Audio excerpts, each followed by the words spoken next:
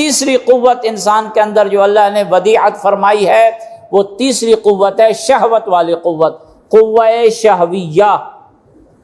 یہ انسان کے اندر اللہ نے ودیعت فرمائی ہے، یہ ایسی قوت ہے جو بالکل بہائم والی قوت ہے، جو اللہ نے بہائم اور چوپاؤں میں، حیوانات اور مویشیوں میں یہ قوت رکھی ہے۔ بس اپنا پیٹ پوجا کرنی ہے، بس اپنی شکم پوری کرنی ہے، اپنی شہوت پوری کرنی ہے، نہیں دیکھنا ہے یہ کس کا مال ہے، کس کا ترکہ ہے، حلال ہے مجھ پر، حلال نہیں ہے، حرام ہے، جو بھی ہے۔ اس طرح وہ بہائم نہیں دیکھتے ہیں، چونکہ ان میں وہ پہلی قوت نہیں ہے، عقل والی قوت نہیں ہے جو تمیز پیدا کر سکے کہ یہ حق ہے، یہ باطل ہے، یہ خیر ہے، یہ شر ہے، یہ اچھا ہے، یہ برا۔ بہائم ہے، چوپائے ہیں، بھینس ہے، گائے ہے، اونٹ ہے، بکری ہے، بیل ہے، ان کو بس اپنی شکم پوری چاہیے، بس اپنا جو ہے وہ کیا ہے، وہ اپنی شہوت جو ہے وہ اس کو وہ پورا کرتے ہیں۔ یہ ہے قوت شہویہ۔ انسان کے اندر بھی یہ قوت موجود ہے، جیسے شکم پوری والی قوت ہے۔ دیگر جو انسان کے اندر جنسی شہوت ہے، یہ بھی قوت شہویہ ہے۔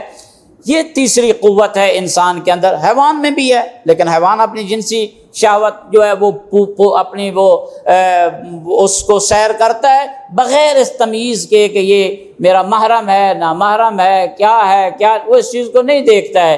انسان میں بھی یہ قوت بہیمیہ موجود ہے جو کہ قوت شہویہ ہے، یہ بہائم والی قوت ہے۔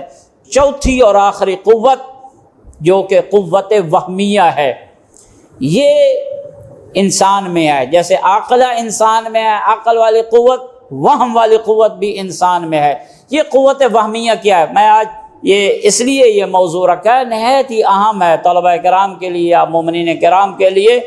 یہ قوت وہمیہ، یہ وہ فلسفے والا وہم ہے، منطق والا وہم نہیں ہے۔ قوت وہمیہ ایسی قوت جس کے ذریعے سے انسان دوسروں کو خداع، مکر، دھوکہ اور فریب دینے کی کوشش کرتا ہے، یہ وہم والی قوت۔ منطق والا وہم اور ہے، یہ فلسفے والا وہم ہے۔